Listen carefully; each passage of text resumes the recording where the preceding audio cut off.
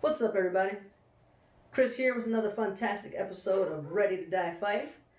And I am going to talk to you today about something that I have not heard a lot of people talking about, specifically in the prepper community. I don't know if I've heard anyone talk about this, and that is air quality. And I'm not talking about gas masks and things like that. I'm talking about your regular, just the air that you breathe normally in your home.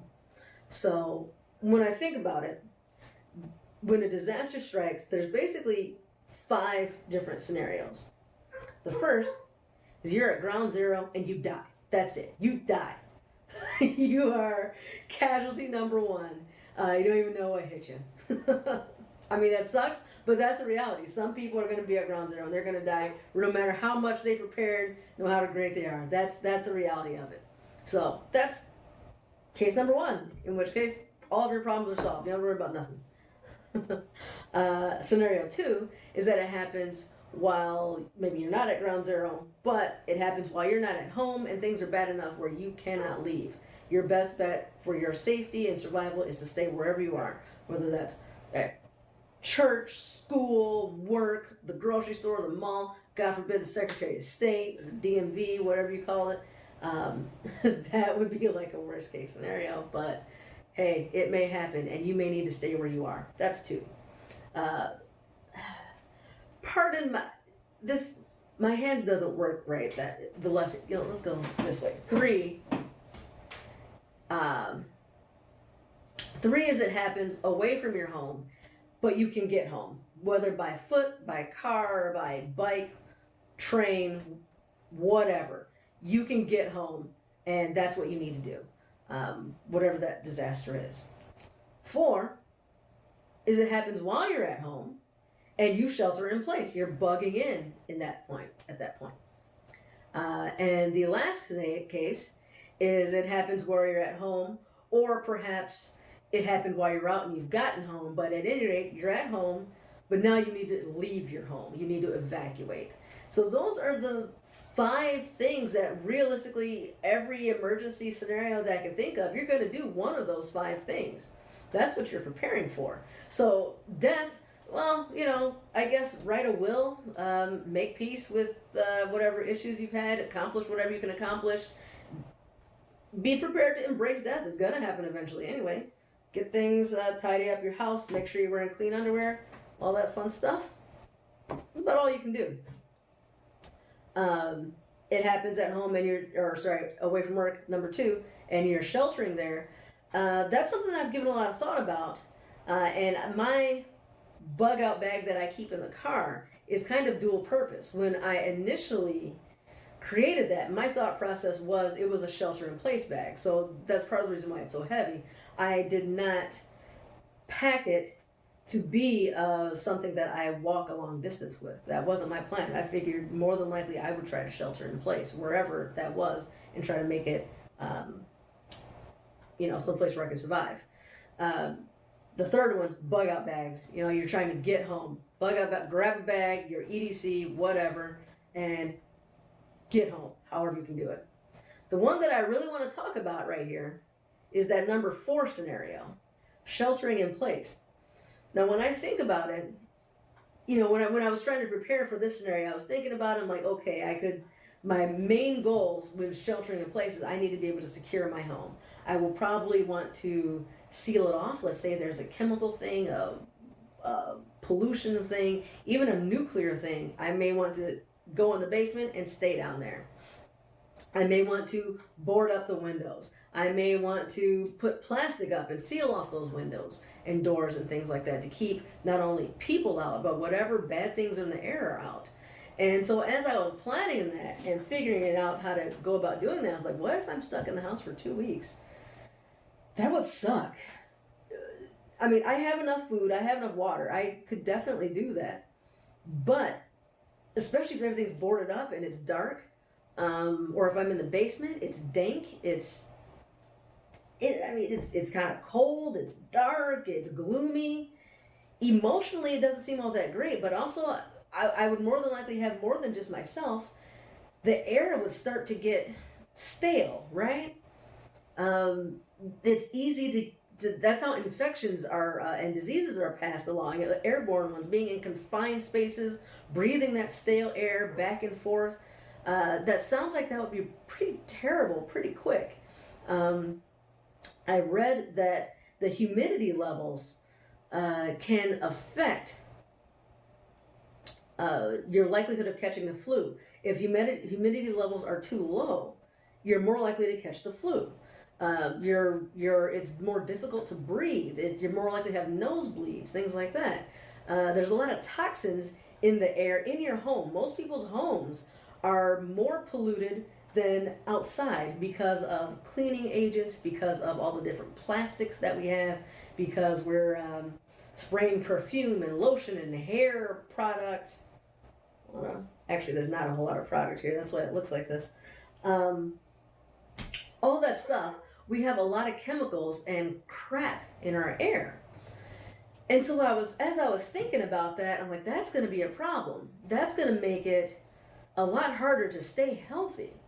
And respiratory infections and things like that, that can be pretty brutal. Once you start fucking up your lungs, everything else is going to be harder as well. It's going to be harder to sleep. It's going to be harder to work. If I do need to fight, if I do need to run, and I've got compromised lung capacity, that's no good. So it became a pretty high priority to me to try to figure out how I can improve my air conditioning. It's not in that sense, though, although that would be nice. And so I kind of went with a three-pronged approach here. One is humidity, two is air purification, and third is oxygen generation. So I wanted to focus on those three things.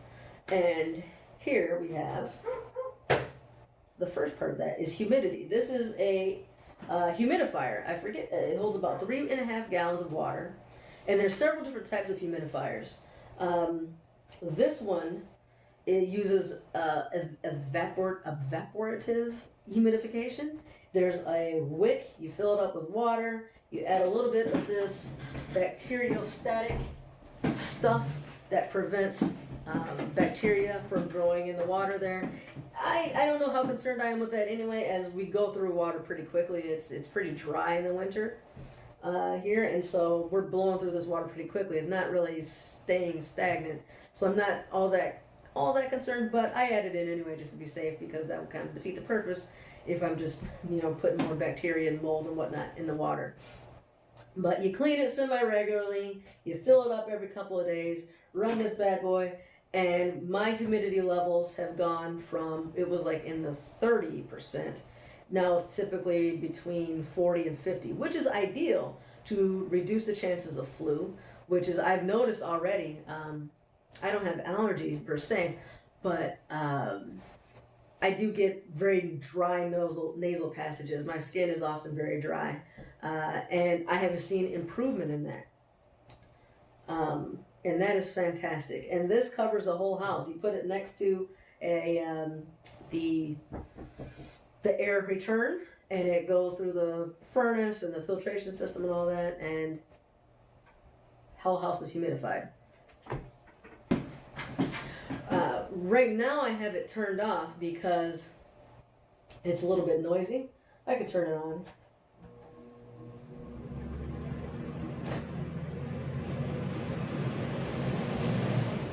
It has different fan speeds. You can set that you just cycle through. It's kind of annoying that I can't go to the one that I want, but I have to go through all of them. You can set the humidity levels. I usually keep it at about 50 or 55, right around there. And that's enough to keep the house at about 40. So then I also bought this, it's not a hydrometer. I forget what it's called. It measures the temperature as well as the humidity levels. And so I keep this is in my dining room, and it's kind of the most frontward part of the house. And then I put this in my bedroom, which is the furthest part of the house. And I kind of compare the two to see how they're going. And so this is at a little bit above 40%, and this is at 43%. And according to this, that's right in the ideal range. So it's got between 30 and 60%. Now, I have run this up. Like, I wanted to see just how high it would go. And You know, you get the water all on the windows and all that, and I'm probably more likely to mold. But I didn't mind it. In the summer, I'd probably hate it, but in the wintertime when it's cool, I didn't mind it being that humid, to be honest. But right around there, I try to keep it right around 45, 50, and that's fantastic. The other side of that, so there's humidity. You can also boil water on a pot on the stove. I do that sometimes when it's really dry, or if I'm have a cold or something like that, to be cheap and fast. It's just a way to do it. I also find you can throw some herbs in there, and it kind of adds some. If there's some kind of medicinal herbs like mint, I think helps to clear some things. That helps a little bit. Don't go overboard with it, but it does help if you don't have something like this. Now, do you want to run a pot of water 24/7? No, but I pretty much have this running 24/7 to keep it nice and even. So that's the first side of it. The second part is air purification. And so I went about 2 ways with that. Normally, my furnace, you replace that filter, and I usually would just buy the cheap ones because who cares? But once I started thinking about this, I went out and bought one that was a more expensive one, and I don't remember the brand or model. And, you know, I don't typically give you guys brands and models. Let me back up a little bit. There are a few different types of humidifiers. I do recommend the evaporative, however you pronounce that, type that uses a wick, because you are less likely to get impurities from the water. There's other kinds like the cool air humidifiers, and from what I understand how it works is they basically pulverize the water and sprays it into the air. And the problem with that is you'll often get like a white mist on everything because it's pulverizing everything that's in the water. Whereas this is, since it's evaporation, you're really just getting water vapor. So it's supposed to be a little bit healthy for it. And I have not noticed any. I've had this for, I think I got this in December. It's now February. So I've had it for a couple months now. I just recently changed the wick. You have to change it every couple months, depending on how you're using it. Yeah, I think I got December, maybe late November, mid to late November, somewhere around there. And I have not noticed any of that white dust that supposedly comes with the cool mist humidifiers. And then I think there's a third type. There's the cool mist, and then I guess maybe a hot. Maybe they just boils the water. Seems like that's what I remember having when I was a kid. And I got sick. My mom had this little thing that boiled water, and so this water stays nice and cool. It just evaporates through that wick, and the fan blows it throughout the air, and it seems to be working great. So that's what I recommend personally. Whatever brand you want. This one is called Air Care, I guess. I don't know. But then, so the part 2, going back to where I was purification. And that can be accomplished in 3 ways, really. I put the more expensive air furnace filter into the furnace, and that one filters out, supposedly, not only dust and pet dander, but also bacteria, some viruses, those, what do you call it? The things, the odors, the VOCs, all that fun stuff. So 3M makes some, as well as some other companies. So I decided to go with, basically I got the most expensive one I could find that filtered out. And it wasn't so much that I was looking for the most expensive. It turns out it was the most expensive. Actually, I take that back. I did not buy the most expensive one. I found a brand that was cheaper, but had really good reviews online, and it filtered out all the same stuff. So I actually did not get the most expensive, but I got the one with the finest filter that was going to clean out all of that stuff. Then at the same time, I purchased, and we'll probably have to go over there for me to show it to you, because I didn't unplug it to bring it over here. In the living room over there, I purchased a air purifier. And that has 2 filters in it, a charcoal filter that filters out odors, and then I guess it's a HEPA filter that filters out bacteria, VOCs, some viruses and protozoa, pet dander, dust, mites, basically everything. And when I was reading the reviews online, people were talking about how maybe they had allergies or their kid had allergies, and they bought this thing, and they were no longer suffering from allergies. I remember one woman in particular said her son had asthma, and she put one of those in his bedroom, and he wasn't using his inhaler anymore because he was breathing that much better. And I'm like, that's a pretty big testimony, and that was just a review on Amazon. So I bought it, and sure enough, I don't have allergies, but one of my friends does, and she came over. She's allergic to dogs. You guys have seen Erie. I have a dog. She's not a hypoallergenic dog. She sheds. Despite her short little coat, she sheds quite a bit. And normally she would sneeze when she came over. And after I got this filter and had been running for a few days, she stopped by and she wasn't sneezing. And her eyes weren't red. She seemed fine. And it was almost like I didn't have a dog. And here's the big thing that I noticed. This is a big seller for me. My immune system is not that great. I have a high susceptibility to nasal infections, throat infections. I have sore throats all the time. Not so much like I don't get fevers or puking and any of that type of stuff, but my nose and throat and ears cause problems all the time. And here we are in February, and I'm gonna knock on wood. I have not gotten sick yet. And what makes that even more awesome is the fact that the coconut did get a cold. And kids are disgusting. They don't cover their mouths when they sneeze. He's leaving dirty Kleenex everywhere. I still didn't get sick. We did not pass those germs back and forth to each other. I'm washing my hands extra, but the fact that we were living in the same house and did not pass a illness that is often spread airborne, or can certainly be spread airborne, I was fine. So I think that's amazing. That is absolutely fantastic. And I say that this thing is working, and I'll show it to you in a minute.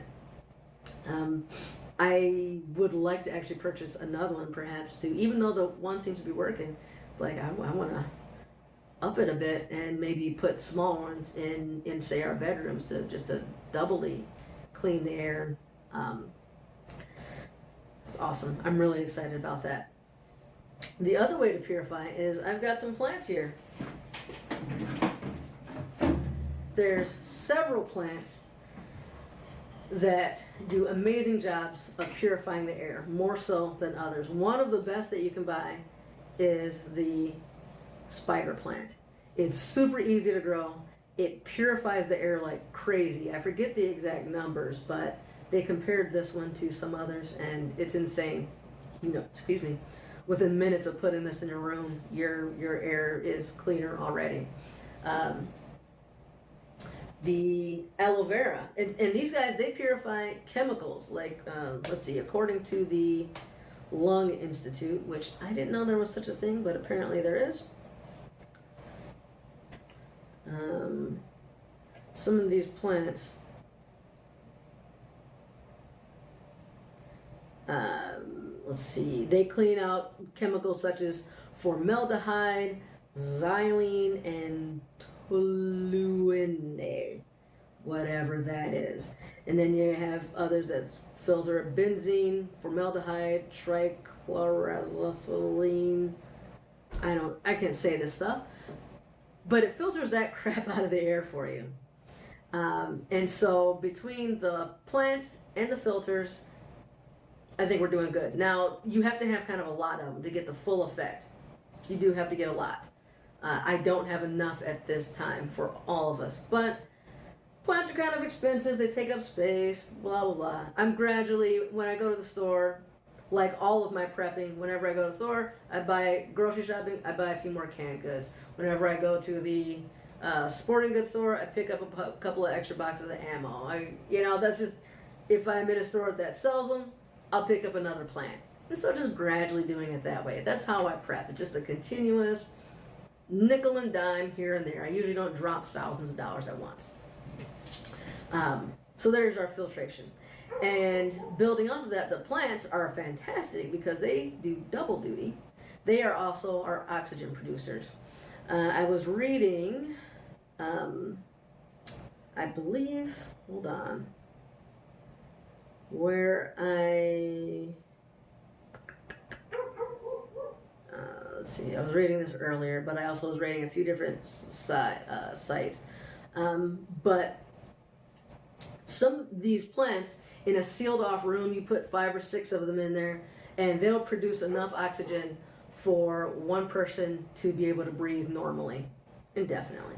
So that's what I want. According to the Lung Institute, they've got your top 5 plants for oxygen production. And what's good about a lot of these plants is they produce oxygen just not only during the daytime, like all plants do, or, you know what, I'm not going to say all because maybe there's an exception. Almost all plants do. Most plants do. Some of these produce oxygen at night as well, which is a bit more rare.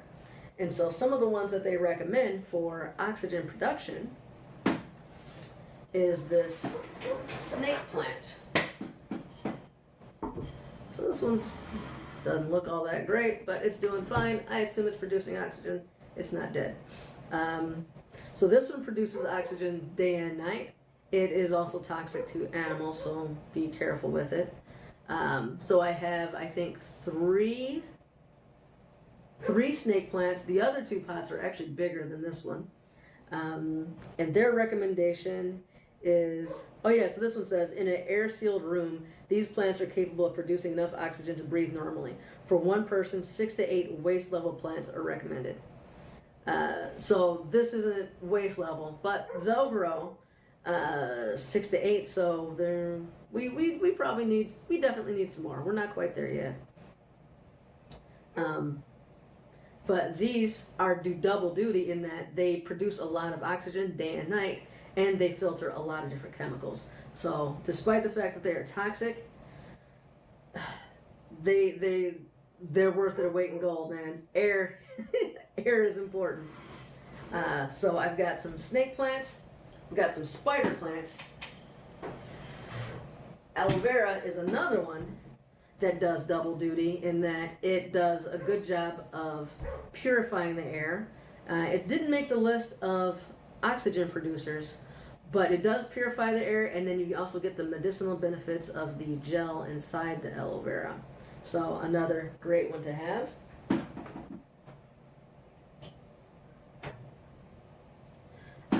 On the list, we have the money plant, which I don't have yet. I keep seeing them in stores, but they're a bit on the pricey side, so I haven't purchased one yet. Also toxic to cats, dogs, small animals. The Gerbera daisy, which is a nice little flowering plant, and that's another one that produces a lot of oxygen both day and night. And Chinese evergreens also made this list. Now you can easily find NASA back in the 70s. Oh, sorry, and the one that I missed, I skipped right over it, was the areca palm that also made the list. And so if you go to the Lung Institute and find this link, they tell you how many plants you need of each one and what they recommend, what rooms you should place them in. And so that's pretty cool. There was a TED Talk I saw, a man in India, I believe it was India, and where he lived, the air pollution was so bad that he said he actually became allergic to his country. And he figured out a combination of 3 plants. I believe it was the areca palm, the snake plant, and I can't remember the third, but he figured out a certain number of these plants in the combination where he was able to breathe without medication or anything like that in his home. And he started doing that for various companies. They hired him, and I think he developed a company or business out of it as a plant consultant, basically. He'd go to different offices, different houses, apartments, whatever, and based on the square footage and number of people, he would arrange what number of plants needed in what combination in order to purify the air and make it safe to breathe. And it worked. It works. So, I think I interrupted my own thought. NASA back in the 70s did a study of plants that clean the air the best. And another that I have, can't see it from here, it's the Dracena marginata, I believe it's called, but it's a dragon tree. And there's a lot of plants in that same family, and they are all great, all poisonous, and all fantastic for their air purification. So, let me look that up right quick. I just typed in NASA best plants, and there's a lot of people referencing this. There's a lot of infographics and whatnot. The only downside to this, if you can call it a downside, is one, you do have to take care of these plants. A lot of them are very easy to take care of, like this spider plant and the snake plant, aloe, a little bit of light, a little bit of water. They're pretty easy to get along with. But a lot of them are poisonous. You can't eat them. I would say if there is a downside, then that's it. I would love it if these were multi-purpose and that they bared some kind of fruit that I could also eat, but that's just not the case. I do keep a little bit of herbs in the kitchen, and all plants produce oxygen, so that's still great. But I can at least eat those. Some other plants you may be interested in: peace lilies made the list. The weeping fig, a bamboo palm, a flamingo lily, devil's ivy, a dwarf date palm, a Boston fern. A lot of these are very common houseplants, and I guess they're common houseplants for a reason. English ivy, a florist mum. So not the mums that you would put in your garden, but specifically indoor florist mums. These are all going to filter out these chemicals and help purify your air. So it's a kind of a oddball side of prepping. It's something that I didn't think about much initially. But when you start thinking about those different scenarios, like what's it going to be like when I board up these windows and hell is broken loose outside and I'm bunkering down, I'm staying in here for, I don't know, weeks, months, whatever it is. What's that going to be like? How can I make it, because survival isn't just being alive. There's a lot of people who are just alive, but maybe what's the quality of life? Being able to breathe better is going to improve your quality of life. It's going to help you stay healthy. It's going to help with peace of mind. Plants, going out into the woods and being around trees and plants is good for your mental and spiritual well-being. Being locked up in the house, cooped up in the house with stale air, that's going to be bad for you physically and mentally. Bringing some plants into the house is going to at least give you some signs of life. It's something pretty to look at, even if it's not a pretty plant. This isn't gorgeous to me, but plants are life. Plants are the earth. It's natural. It's going to help you with your mood. And there are studies that show having plants in your home or in your office do increase mental well-being. And I feel like when things get that bad, you're going to need every little boost you can get, every little boost of oxygen, every little boost of cheer to get through it. And this is a pretty cheap and easy way to do it.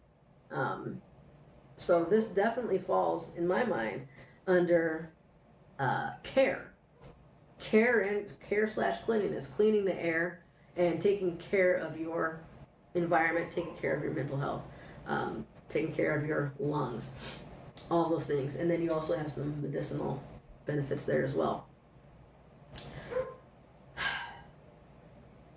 So, like I said, kind of a weird thing, but hopefully it gives you something to think about.